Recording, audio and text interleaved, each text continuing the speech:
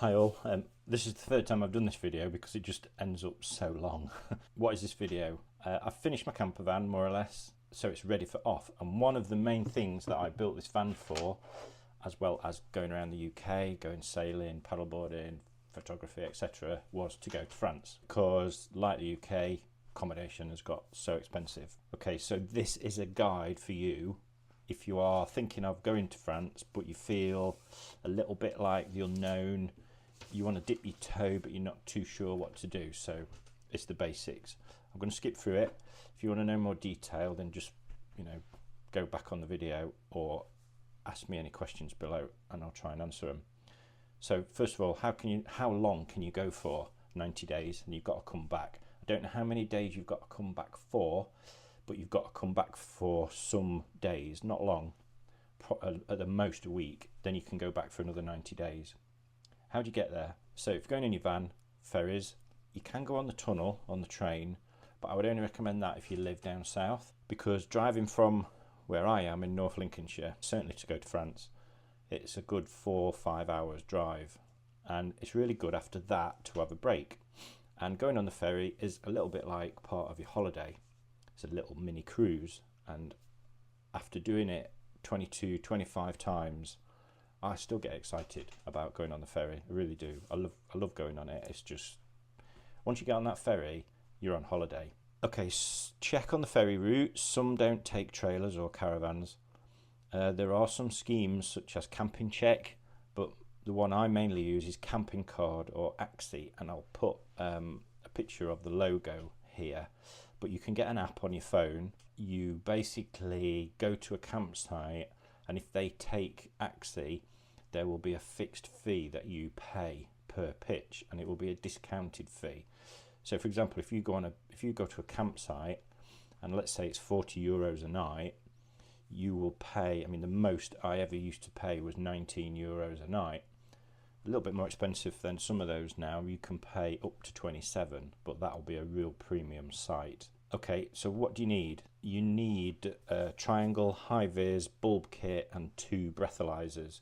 You are expected to know if you are over the legal limit, but if you do get stopped by the police, they will give you a severe dealing with. Okay, back to ferries. There's a few websites where you can find deals. Have a look at them, but also check the ferry company's own website, because sometimes I have found where it is the same price as or cheaper. Main ferries that I've used down south is Condor Ferries.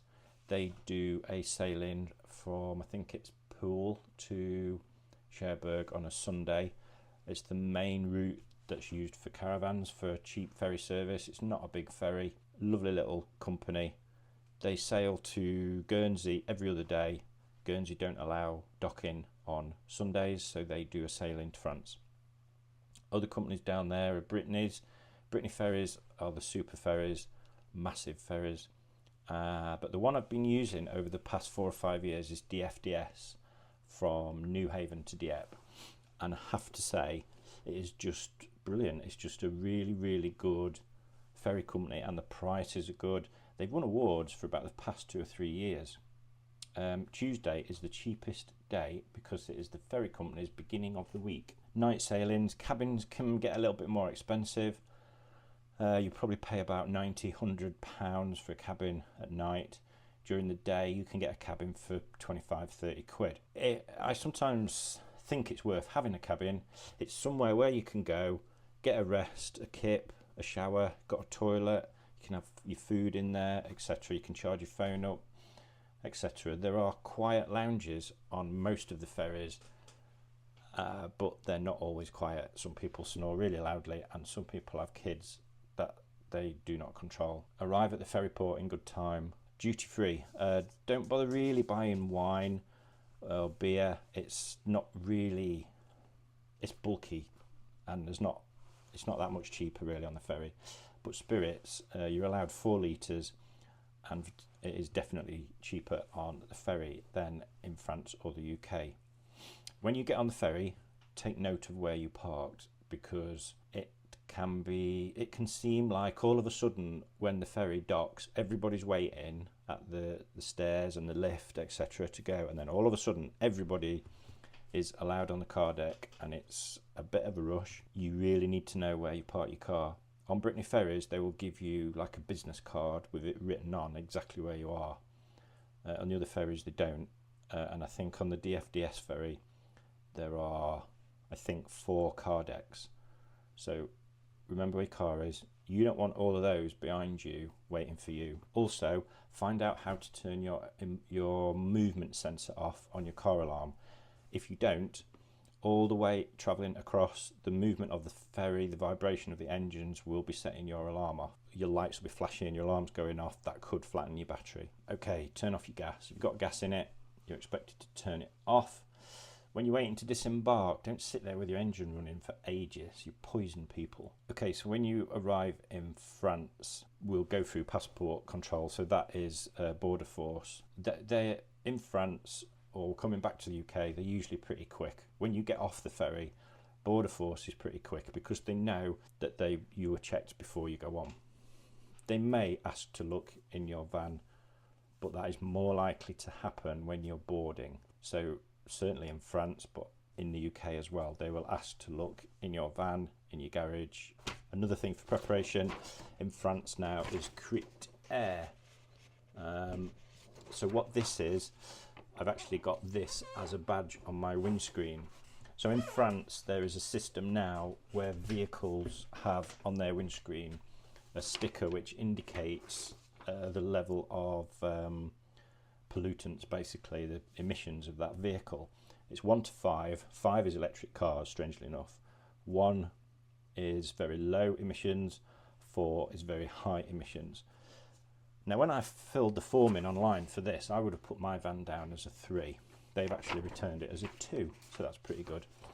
I'm not 100% sure how it works when you drive into towns and cities, but if your car's parked at the side of the road somewhere, or a police stops you and inspects your car, whatever, if you haven't got one of these on your windscreen, it's a €180 fine, and this costs €2.59. So it's just not worth not having. You won't get tickets for your ferry, it's all number plate recognition, but basically here's my itinerary printed off.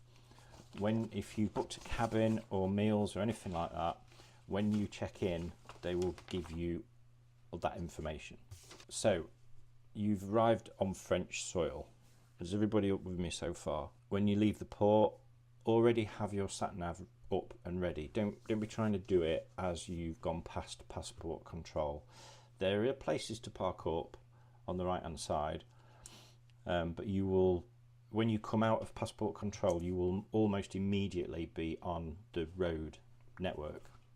So you'll have time while you're waiting to go through passport control, set your sat nav up. So already do that. If you've got a digital dash, you will be able to change it to kilometers per hour and kilometers. That's a lot easier, keeping the speed limits. If you're using Google Maps, you can change it on your phone to kilometers. So driving on the right hand side, honestly, it is easy, and I kind of find it easier than driving on the left, even in a right hand drive car. And why would I say that? I suppose it's mainly like roundabouts just seem easier, and slip roads on and off motorways are like 3 times longer than ours. It's so easy navigating, honestly. Travelling is brilliant over there, driving is brilliant, and one of the things that you find with the French is they all tend to drive at the speed limit. So you don't get, like in the UK, you go on a motorway, there'll be people going anything from 50 to 85, 90, so that's a massive difference in speeds, and that's why we get bunching. In France, you don't get bunching of traffic on motorways, and that's because they all drive at the speed limit. Okay, so you're driving, you're in France, and you're heading for where you're going.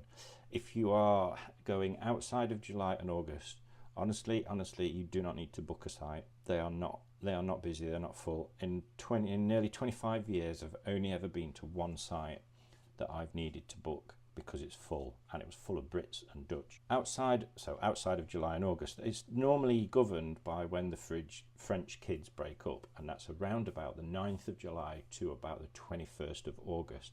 Outside of those dates, it's all low season, and that is when those discounted schemes apply. You can't get discounts in July and August on pitches. You have to pay what the pitch price is. Just quickly about electric hookups. If you're going on electric hookup, make up a short lead with a plug and a socket on it and reverse the polarity in the plug and put a bit of red tape on it or something. It only needs to be like 18 inches long. And then in your camper van, get a little neon or something like that. So you know, like a spur with the red neon in, get one of those neons or a tiny indicator bulb or whatever, and wire it in your consumer unit between neutral and earth. If the polarity is wrong at the electric hookup, when you connect it to your van, you will then have live on the neutral with respect to earth, and so the neon will light. If that lights up, it means the polarity is wrong. Now in France, Germany, a lot of European countries, they don't have to pay attention to polarity on electric hookup for such as vehicles, because all European caravans, motorhomes, etc. have got double pole circuit breakers in them. So if there's a fault and the circuit breaker trips, it trips both the live and the neutral. UK circuit breakers, consumer units that you fit in caravans and camper vans have only got an MCB on the live.